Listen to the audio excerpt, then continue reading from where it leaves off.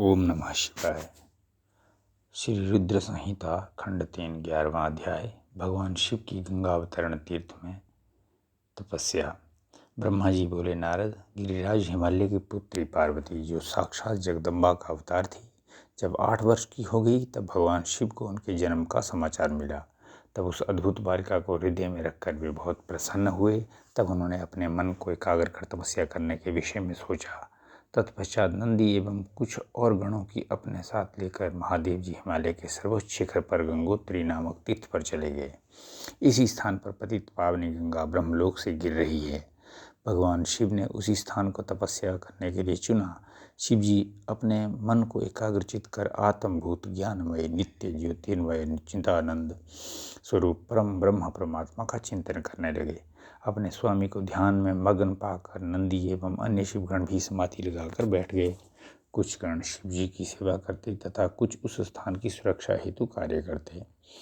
जब गिरिराज हिमालय को शिव जी के आगमन का ये शुभ समाचार प्राप्त हुआ, तब वे प्रेम पूर्वक मन में आदर का भाव लिए अपने सेवकों सहित उस स्थान पर आए जहाँ वे तपस्या कर रहे थे।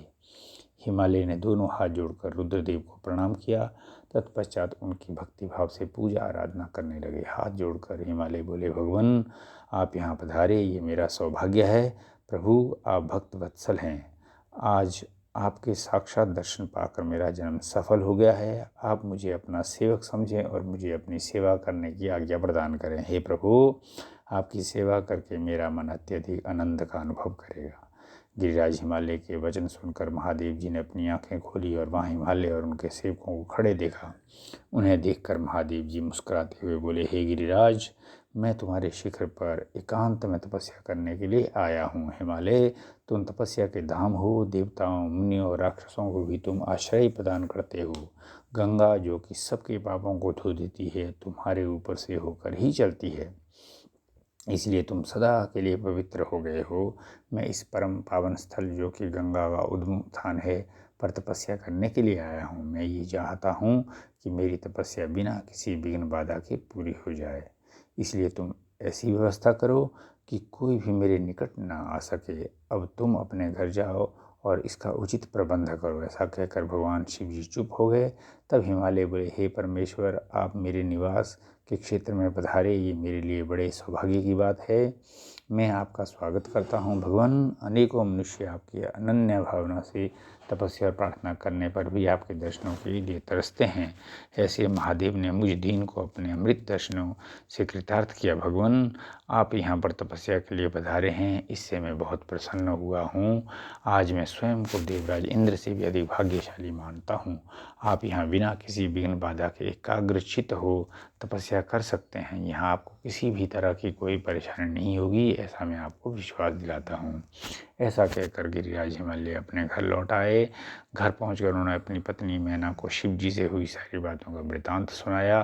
तब उन्होंने अपने सेवकों को बुलाया और समझाते हुए कहने लगे कि आज से कोई भी गंगा अवतरण अर्थात गंगोत्री नामक स्थान पर नहीं जाएगा। वहाँ जाने वाले को मैं दंड दूंगा। इस प्रकार हिमालय ने अपने गणों को शिव जी की तपस्या के स्थान पर न जाने का आदेश दे दिया। 12वां अध्याय।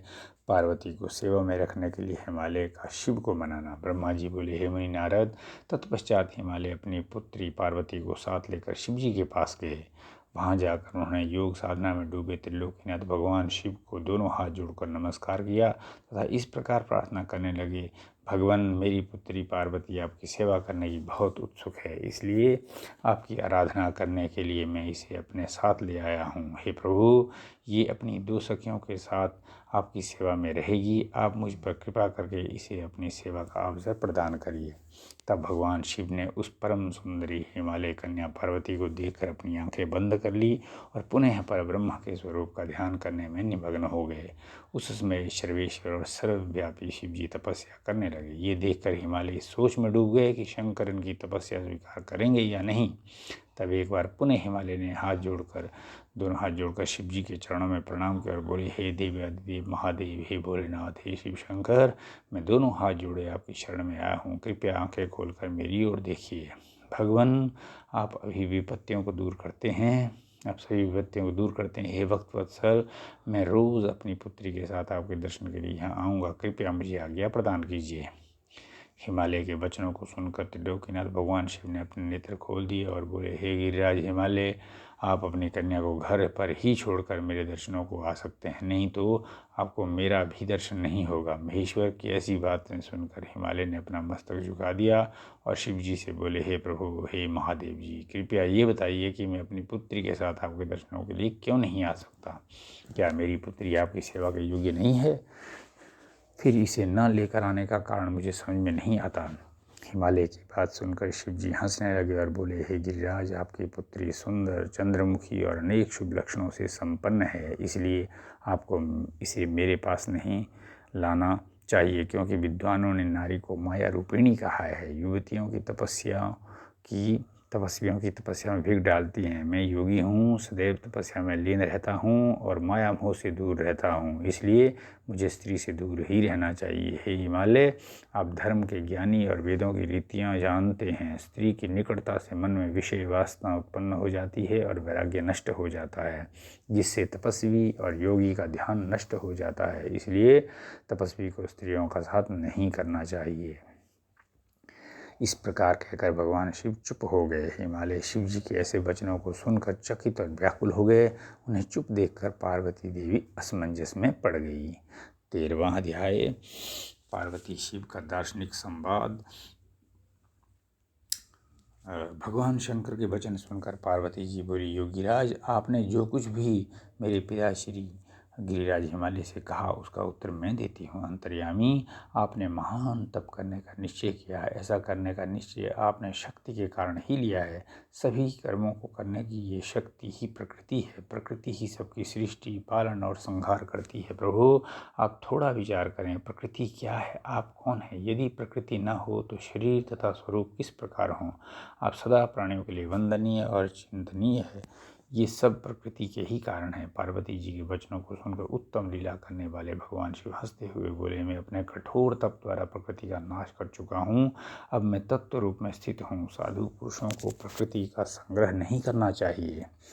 भगवान शिव के इस प्रकार के वचनों को सुनकर पार्वती हंसती हुई बोली, हे करुणानिधान कल्याणकारी योगीराज, आपने जो कहा क्या वह प्रकृति नहीं है? तो फिर आप उससे अलग कैसे हो सकते हैं? बोलना या कुछ भी करना अर्थात हमारे द्वारा किया गया हर क्रियाकलाप ही प्रकृति है। हम सदा ही प्रकृति के ही वश में हैं। यदि आप प्रकृति से अलग हैं तो न आपको बोलना चाहिए और न ही कुछ और करना चाहिए, क्योंकि ये कार्य तो प्रकृति के हैं, अर्थात प्राकृत हैं।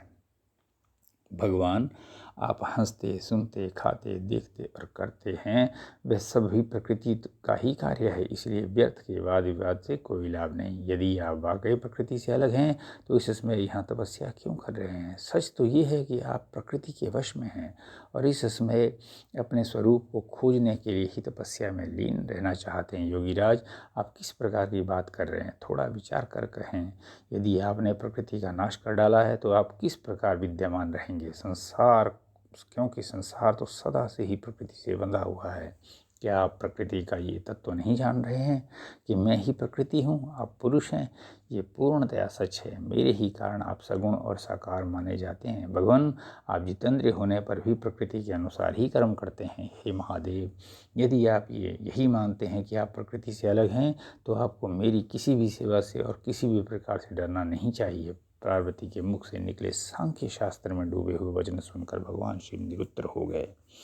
तब उन्होंने पार्वती जी को अपने दर्शन और सेवा करने की आज्ञा प्रसन्नतापूर्वक प्रदान कर दी। तत्पश्चात भगवान शिव पर्वतराज हिमालय से बोले, हे गिरिराज हिमालय, मैं तुम्हारे इस शिखर पर तपस्या करना चाहता हूँ, कृपया मुझे इसकी आज्ञा प्रदान करें।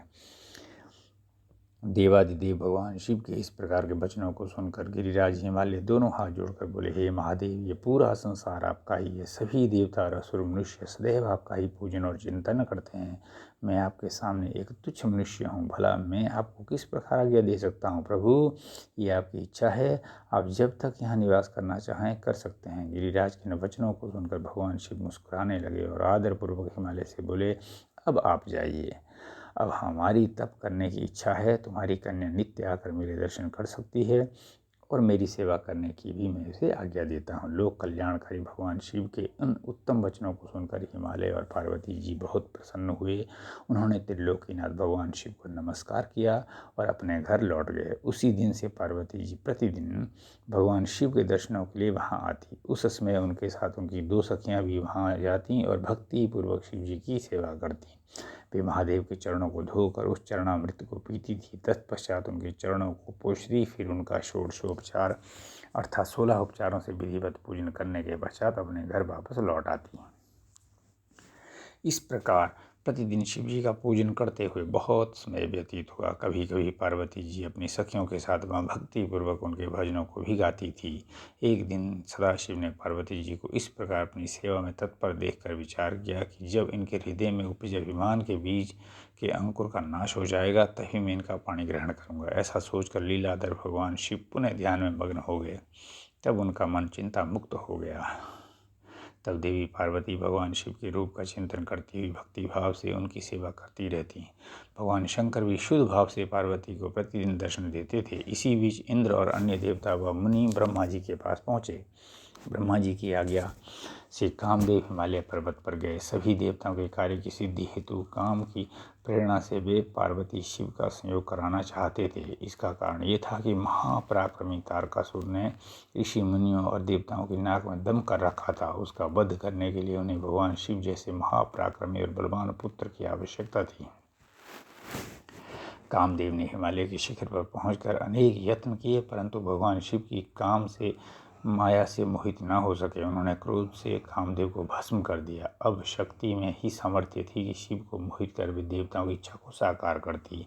इसलिए काम के अनंग होने के बाद जन कल्याण के लिए तथा अपने व्रत को पूरा करने के लिए पार्वती ने मन ही मन शिव जी को पति रूप में पाने का दृढ़ निश्चय कर लिया। कठोर तपस्या करके देवी पार्वती ने शिव जी के हृदय को जीत लिया। तब वे दोनों अत्यंत प्रेम से प्रसन्नतापूर्वक रहने लगे और उन्होंने देवताओं के महान कार्य को सिद्ध किया।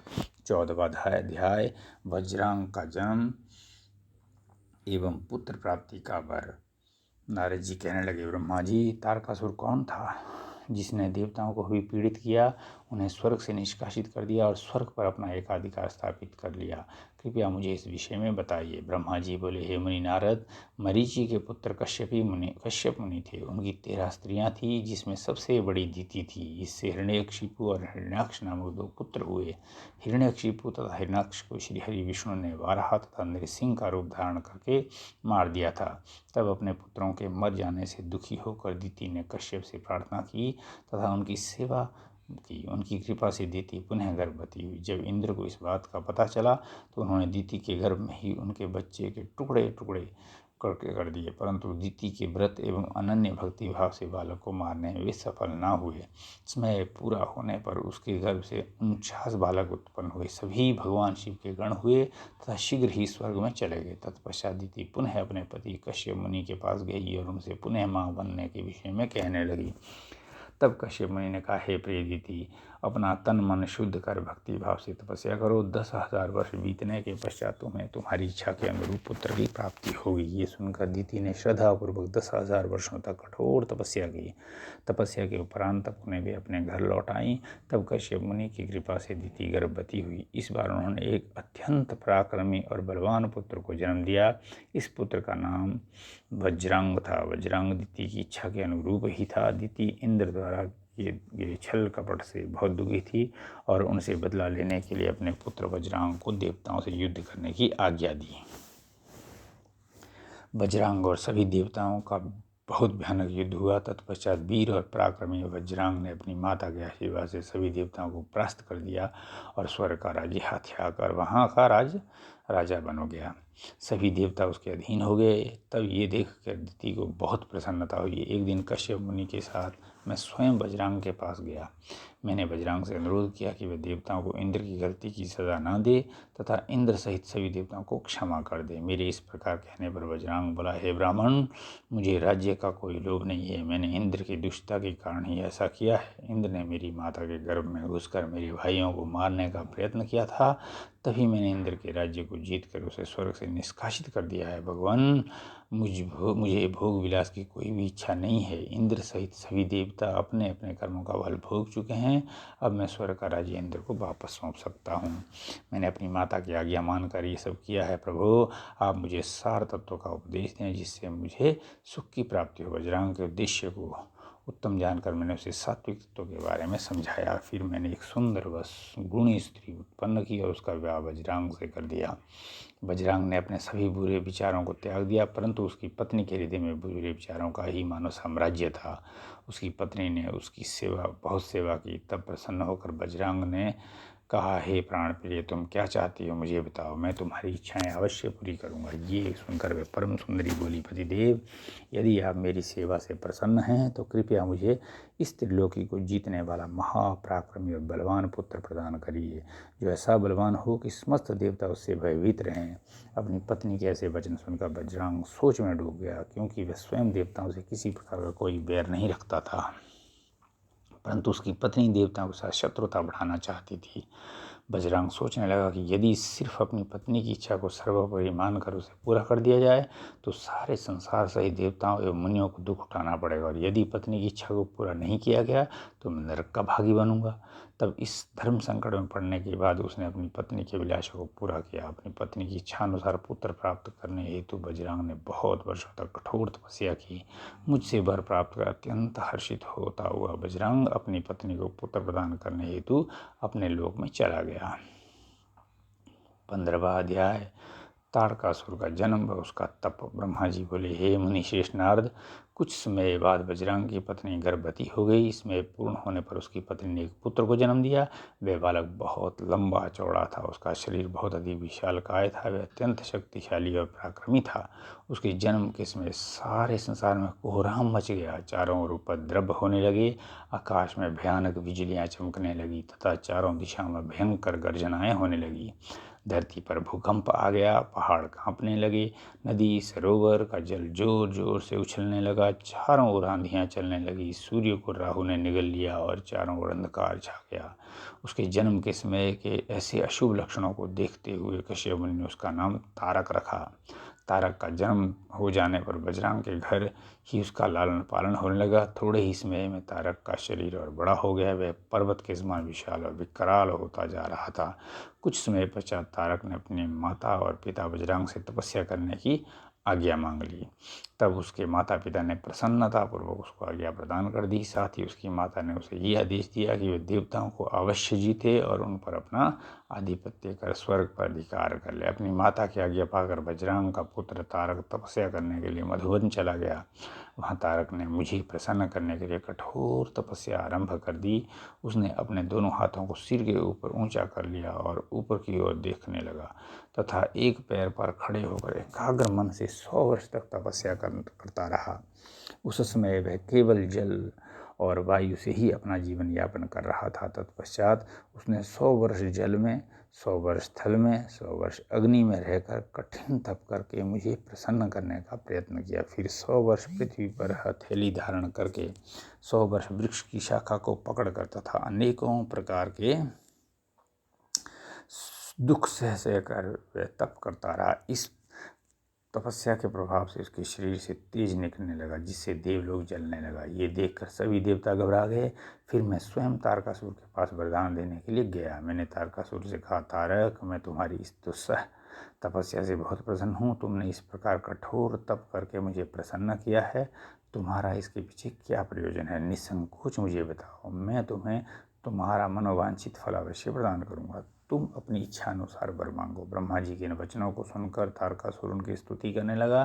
तत्पश्चात वे बोला, हे विधाता, हे ब्रह्मा जी, अगर आप मेरी तपस्या से प्रसन्न होकर मुझे वरदान देना चाहते हैं तो मुझे पहले वर ये दें कि आपके द्वारा बनाई गई इस सृष्टि में मेरे समान कोई भी तेजवान और बलवान ना हो। दूसरा वर ये दें कि मैं अमर हो जाऊं, अर्थात कभी भी मृत्यु प्राप्त ना हो।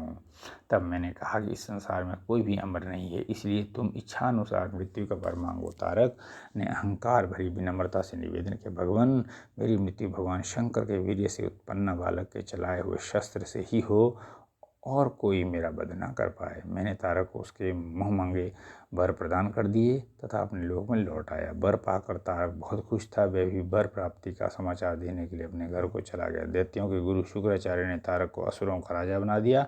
अब तारकासुर के नाम से प्रसिद्ध हो गया है। वह तीनों लोकों पर अपना अधिकार स्थापित करना चाहता था, इसलिए सबको पीड़ित कर उनके से युद्ध कर उन्हें हराकर अपने राज्य पर अपना अधिकार करता जा रहा था। स्वर्ग के राजा इंद्र ने भी डरकर अपना वाहन ऐरावत हाथी, अपना खजाना और 9 सफेद रंग के घोड़े उसे दे दिए। ऋषियों ने डर के मारे कामधेनु गाय तारकासुर को दे दी। इसी प्रकार अन्य देवताओं ने भी अपनी अपनी प्रिय वस्तुएं तारकासुर को अर्पित कर दीं। अन्य लोगों के पास भी जो उत्तम उत्तम वस्तुएं थीं उन्हें भी दैत्यराज तारक ने अपने अधिकार में ले लिया। इतना ही नहीं, समुद्रों ने भी भयभीत होकर अपने अंदर छिपे सभी अमूल्य रत्न निकाल कर तारकासुर को सौंप दिए। तारकासुर के भय से पूरा जगत कांपने लगा था। उसका आतंक दिनों दिन बढ़ता ही जा रहा था। पृथ्वी, सूर्य, चंद्रमा, वायु, अग्नि सभी तारकासुर के डर के कारण अपनी सभी कार्य सुचारू रूप से कर रहे थे। दैत्यराज तारकासुर ने देवताओं और पितरों के भागों पर भी अपना अधिकार जमा लिया था। इससे इसने इंद्र को युद्ध में हराकर स्वर्ग का सिंहासन भी हासिल कर लिया था। उसने स्वर्ग के सभी देवताओं को वहां से निष्कासित कर दिया था, जो अपनी प्राण रक्षा के लिए इधर उधर भटक रहे थे। ओम नमः शिवाय।